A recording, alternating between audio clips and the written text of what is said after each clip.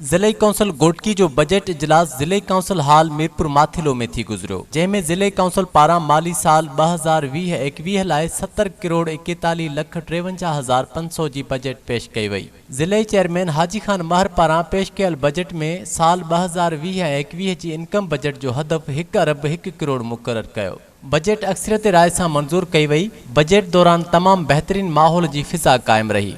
इन मौके ते सरदार हाजी खान महर मीडिया से गाल बोल कंदे चयो त हुन कोशिश करे केतरनि ई इलाइक़नि में बुनियादी सहूलतूं मुहैया कयूं आहिनि। 802 मुकमिल स्कीमूं जॾहिं त 200 कमनि में सूबाई हुकूमत जी मुदाख़लत सबबि उहे कम अधूरा पियल आहिनि। हुन चयो त संदन मक़सद रुगो बयानबाज़ी ऐं शोहरत हासिल करणु न आहे, पर हू अमली तौर ते गर्मी हुजे या सर्दी उते पहुची पाण दौरा कनि था ऐं इन्ही अमली कमनि मुखालफ़नि खे अवाम जी ख़िदमत बदिरां रुकावट विझण ते मजबूर कयो। सरदार हाजी खान महर जे तरक्याती कमनि जे इफ्तिताहनि दौरान अवाम जे खलूस जा निराला अंदाज नज़र आया, जंहिंमें सरदार हाजी खान महर अवामी लीडर जो हक़ीक़ी अक्स पेश कंदे नज़र आयो।